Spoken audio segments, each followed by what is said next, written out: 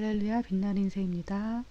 오늘은 신명기 1장 9절에서 18절 지도자에 대해서 묵상해 보겠습니다.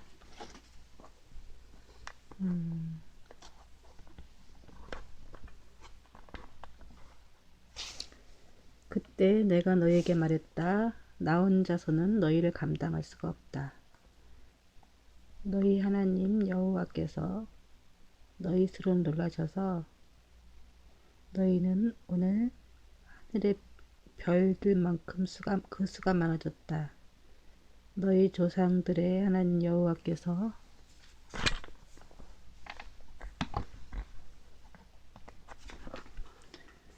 너희를 천배나 놀려주시고 그분이 약속하신 복을 주시기를 빈다.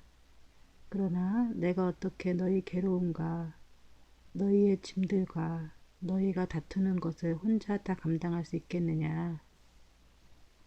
현명하고 통찰력 있고 존경할 만한 사람들을 너희 각 지파에서 뽑으라. 그러면 내가 그들로 너희를 다스리게 할 것이다. 너희가 내게 대답했다. 당신 생각이 좋습니다. 그리하여 내가 너희 지파에서 현명하고 존경할 만한 지도자들을 데려다가 너희를 다스릴 우두머리로 세웠다. 천부장들, 백부장들, 오십부장들, 십부장들과 지파들의 지도자로 삼은 것이다. 내가 그때 너희 재판장들에게 명령해 이스라엘 백성들 사이에 있는 사건이든 이스라엘 사람들과 이방 사람들 사이의 사건이든 너희 형제들 사이의 분쟁을 잘 듣고 좀 공정하게 심판하고 편파적으로 하지 말고 낮은 사람이든 높은 사람이든 똑같이 대하며 너무 어려운 일이거든 내게 가져와 듣게 하라고 했다. 그때 내가 너희가 해야 할 모든 것을 말해 주었다. 네.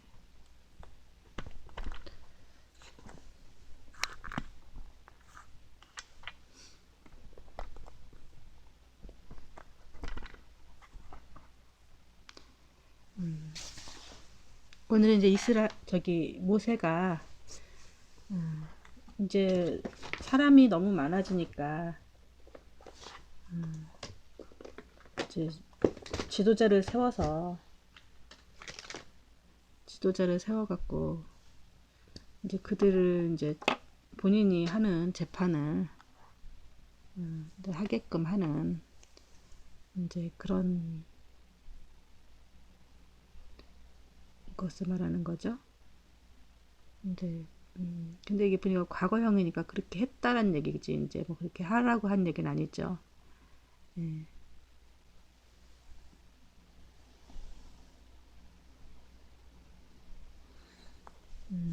그때 내가 너희에게 말했다. 나 혼자서는 너희를 감당할 수 없다. 예. 옛날에도 사실은 그 많은 숫자들을 장정만 60만 명이면은 뭐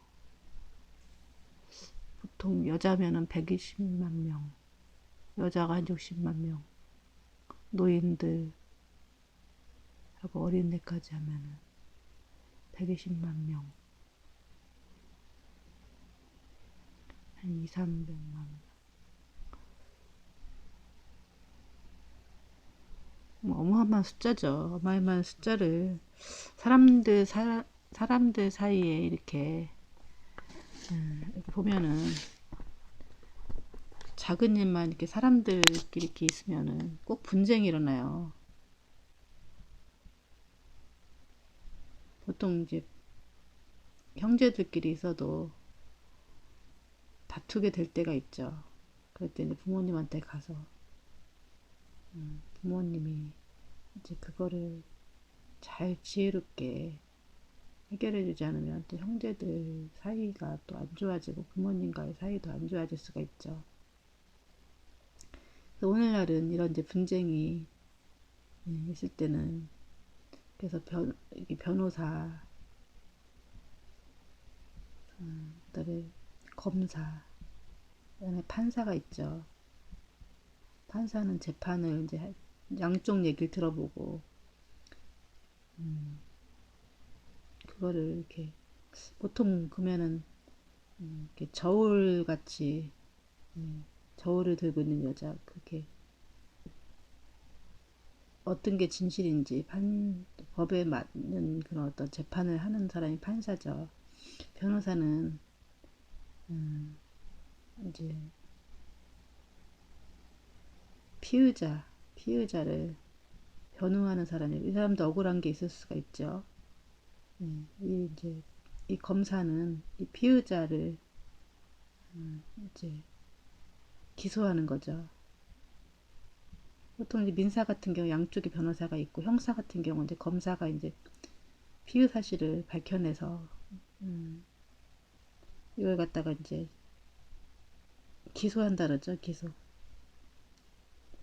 기소를 재판에 이렇게 올리는 걸 기소한다 그러죠. 그래서 오늘날은 이렇게 법조인들이 이제 어떤 분쟁이나 그런 것이 있을 때는 재판을 하는데 그때는 이제 모세가 혼자 다 했었던 것 같아요. 근데 했었는데 중간에 뭐 이제 지도자를 세워서 재판을 하게 했던 것 같습니다. 근데 이제 여기 구조는 굉장히 좀 달라요. 우리 제가 말한 그 피라미드 구조가 아니라 이제 하나님이 있고 모세가 있고 그다음에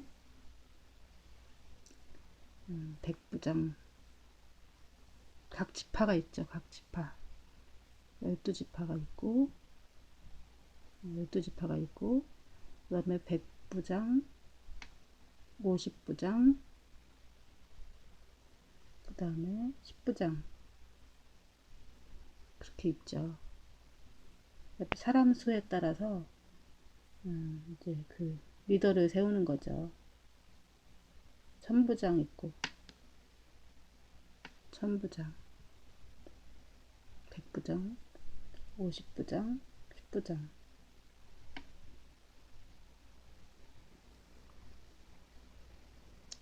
이렇게 세워서 보통 이제 뭐 천부장 정도가 여기서 이제 해결하고 천부장이 이제 어떤 그런 역할을 하고 이제 50부장 100부장들도 뭐 나름 역할을 하겠지만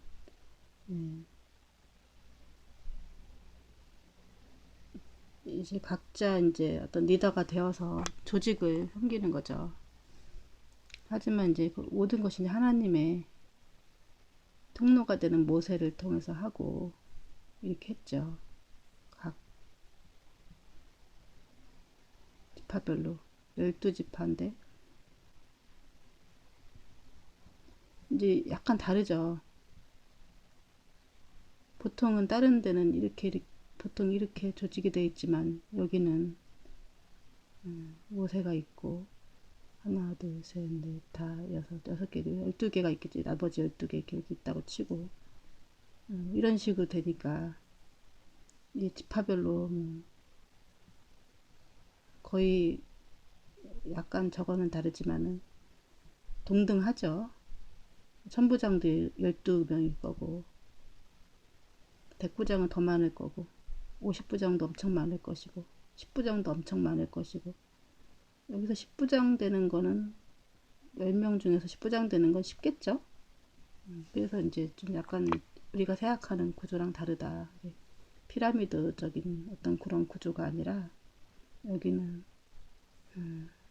하나님의 이렇게 하달하면은 이렇게 하나님의 이제 그 통로가 되는 모세가 하달하면은 또 이렇게 쭉쭉쭉 내려가는 그런 구조죠. 굉장히 다르죠.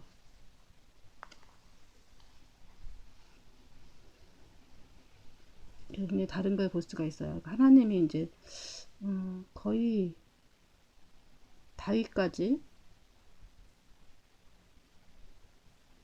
다윗 전에 왕을 세우기 전까지는 이렇게 다윗도 좀 그런 식으로 통치를 했지만 그 다윗까지 솔로몬 정도까지 뭐 중간중간에 뭐 좋은 왕들도 있고 말이지만은 다윗이나 솔로몬 정도까지 다윗 정도까지 솔로몬은 나중에 좀 타락을 했죠. 또 이런 식으로 솔로몬 때도 정도까지만까지 이런 식으로 하나님의 통치가 살아 있었죠. 그러니까 실제적인 통치는 이제 모세 때부터 해갖고 다윗 정도까지 사실은 이게 하나님의 정치가 이제 살아 있었던 거죠.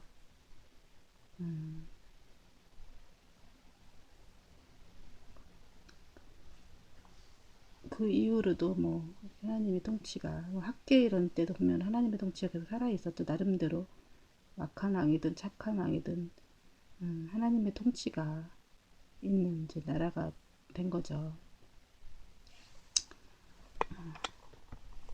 그러게 대단한 거죠, 그게.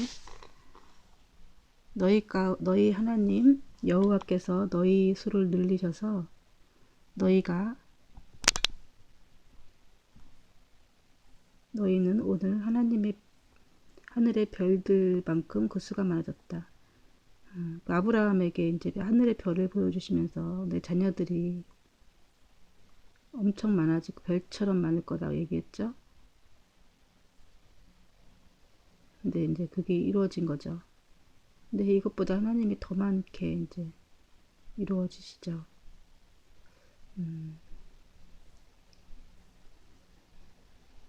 그때는 이제 아기가 없어갖고 거의 뭐 90세인가 경수 굉장히 나이 많아서 이제 이삭을 얻었죠.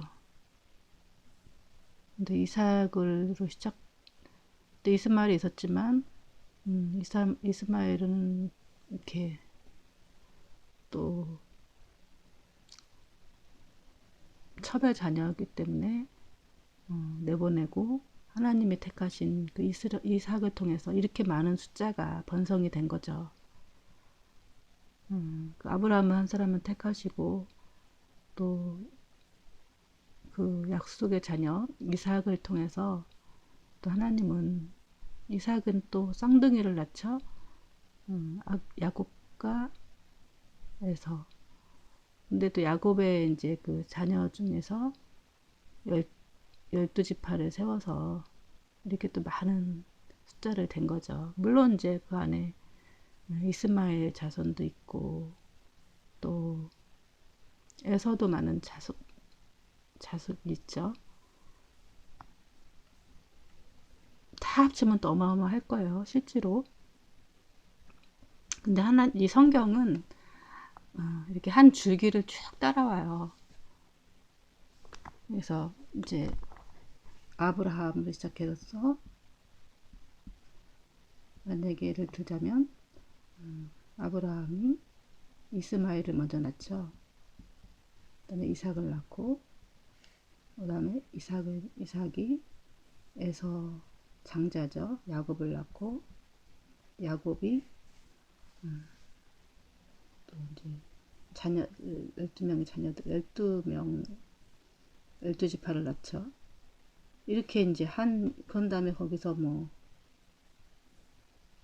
이렇게 쭉 어떤 다윗 한 명은 다윗을 택하고 다윗을 통해서 예수님이 나오죠. 이렇게 쭉 이렇게 성경 전체는 이렇게 누가 약속하더니 쓴 것처럼 약속한 것도 아닐 텐데 이렇게 한 지파를 향해서 쭉 나가요. 예수님. 그다음에 예수님을 통해서 믿음의 자손인 우리까지 나오는 거죠. 예수님.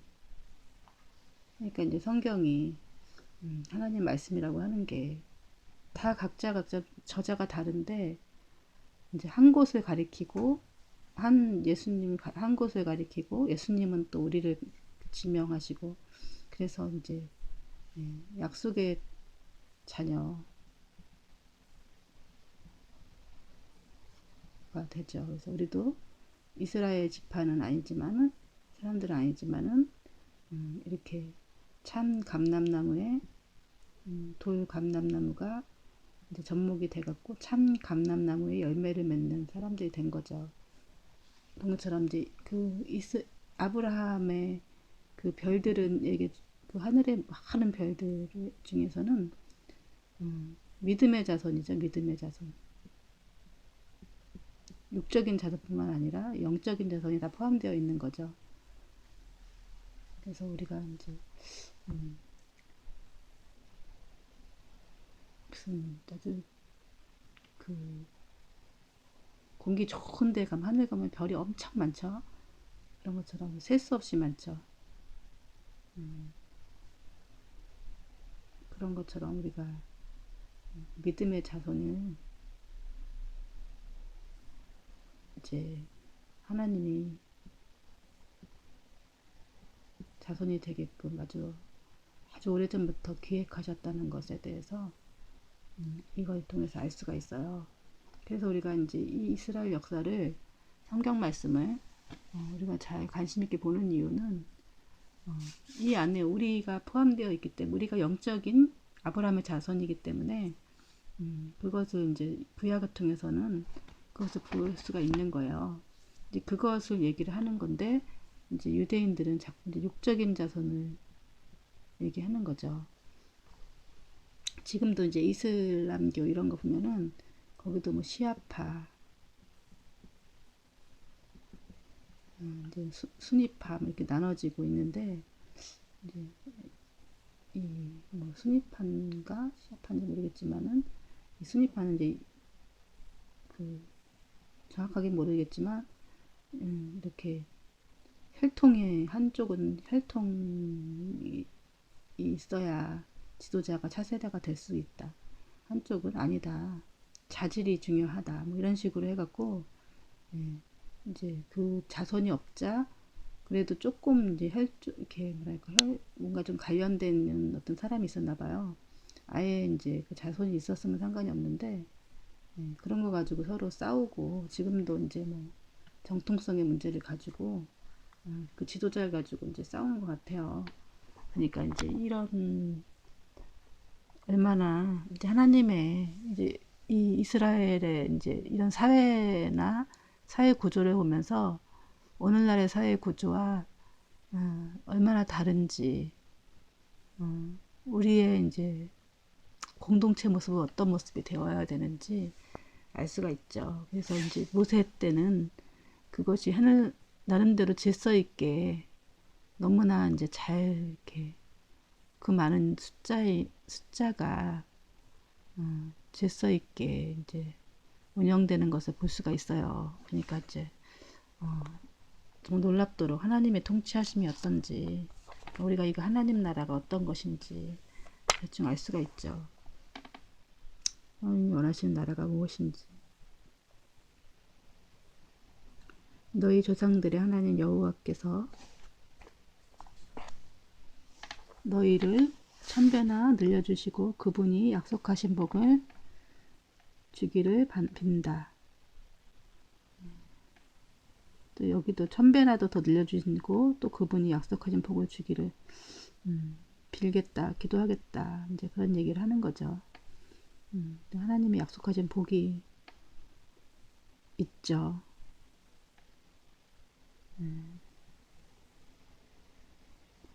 그리고 천배나 이제 별처럼 많게 해주시겠다고 했고, 또 내가 너와 내 법을 떠나지 않으면 함께 하겠다. 뭐 이런 약속을 하셨죠.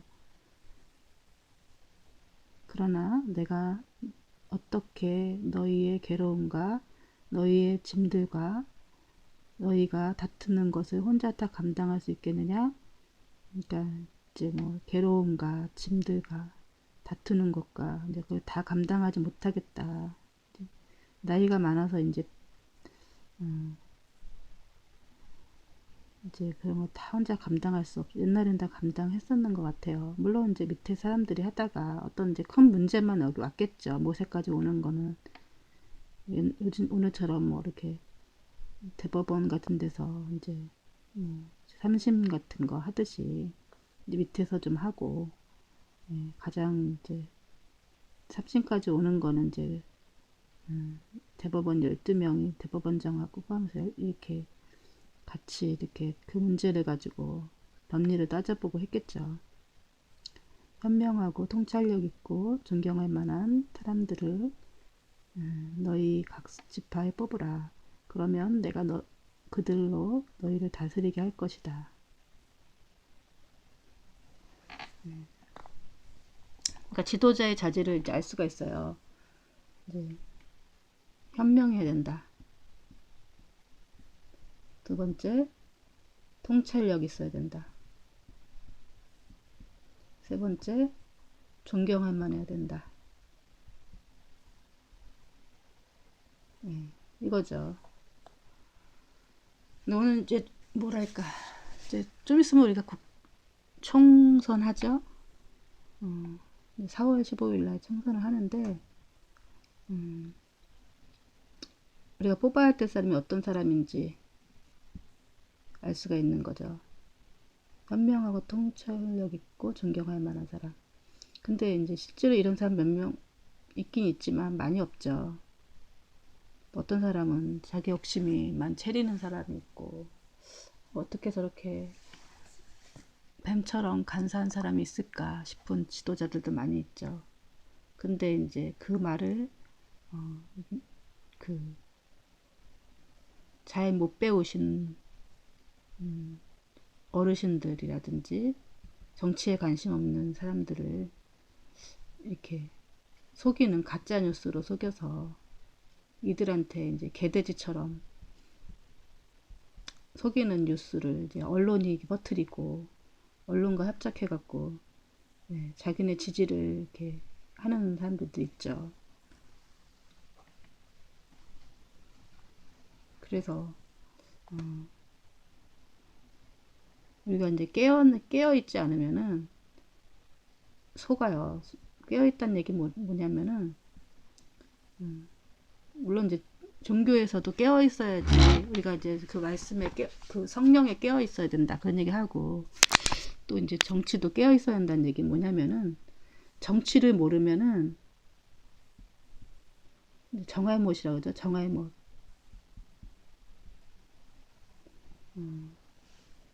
정치를 모르면은 속죠. 그래서 이제 권력자들이 우리 국민들이 정알못이 되기를 바래요. 왜냐하면 정치에 관심이 없어야 자기네들이 속일 수가 있죠. 그래서 왜냐하면 속이는 거를 알면은 속이는 게 뻔히 보이는데 깨어 있으면 보이죠, 그게. 근데 공부를 정치를 알고 정치에 항상 관심이 있으면 그게 보이는데 그걸 모르면은 깜빡 속아요. 이제 그 영적인 것도 마찬가지. 딱 이런 식이에요. 저도 옛날에는 정알못이어서 뭐 정치를 뭐 잘 모르는 게 정알못이라 그러죠. 그래서 그때는 이제 뭐 이렇게 별로 관심이 없으니까 이미지만 보고 뽑고 이제 언론 같은 거 나오는 것만 대충 믿고 뽑고 이게 뽑았는데 실제로 정치를 아니까 공부해보고 이렇게 하니까 아닌 거예요. 진실을 왜곡시키더라고요. 그 네가 어떻게 진실인지 아느냐. 그럴 수 있잖아요. 누가 이것도 진실이고 이거 진실일 수 있다고 얘기하잖아요. 근데 이제 이게 너무 상식적인 거를 이제 비상식적으로 인 것이 진실인 것처럼 보도하는 게 너무 많아요.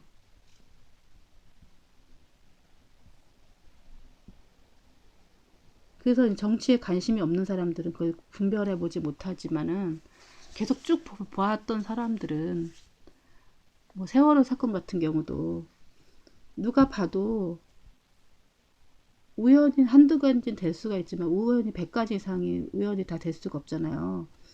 이제 그런 사건들을 가지고 막 속이는데 그것도 어느 정도 상식에서 벗어나는 것을 가지고 그걸 가지고 언론을 확대를 하고 그걸 가지고 또 아무리 그래도 우리 교통사고일 수 있죠. 그게 하지만 그 300명, 304명의 그 자녀를 잃은 부모들의 마음은 어떻겠어요. 그래서 이분들이 뭐 보상을 더 달라고 한다 이런 식으로 가짜 뉴스를 저도 맨 처음엔 그런 줄 알았어요. 그때는 관심이 없었거든. 제가 정치에 관심이 생긴 거는 이 세월호 사건이었었어요. 근데 아무리 봐도 이거는 아닌데, 그래서 이제 좀 관심 있게 됐기도 했고, 처음에 배를 이렇게, 배가 이제 가라앉는 그 모습을 우리가 다 봤잖아요. 너무 끔찍한 모습인데, 배가 가라앉을 수 있죠. 가라앉을 수가 있고, 그렇긴 한데, 그래도 구해보려고 노력을 하고, 구하는 줄 알았는데, 알고 보니까, 그리고 열심히 지금 구하고 있다고, 막 신문에 나오고, 뭐 지금 온 힘을 다해서 하고 있다. 그래서 막 기자들이 그걸 얘기를 하는데, 거기 현장에 있던 어머니들은 아니다. 지금 아무도 없고, 지금 작업도 하나도 안 하고 있다. 그래서 어떤 이제 기자가 오보를 낸 그한테 욕하는 모습을 보고 그때 뿅 제가 이제 물음표를 친 거죠. 이건 아니, 저 사람이 왜 저런 말을 할까. 이제 그런 생각을 한 거죠. 이제 알고 우리 집에서 이제 세월호 어머니들이 막 이제 단식 농성을 하고 막 이렇게 할 때 저도 이제 그 뉴스만 읽고 어머니들이 이제 너무 한다 라고 생각을 한 거죠. 뉴스만 믿고 이렇게 하면은. 근데 중요한 거는 거기 갔던 잠수부대라든지 다 증원들이 아무 조치도 하지 않고 이 배를 이게 꺼내는데 얼마 걸리지도 않는 거를 가지고 굉장히 아무 조치도 안 하고 결국은 이렇게 잠수를 시키고 이런 모습이 밝혀졌잖아요. 그러면서 이게 가짜 뉴스라는 게 있다라는 것을, 그리고 온 사람들을 국민들을 다 속일 수 있다라는 것을 알게 됐어요. 너무 허탈하고 그런 거 이제 진실이 하나씩 드러나면서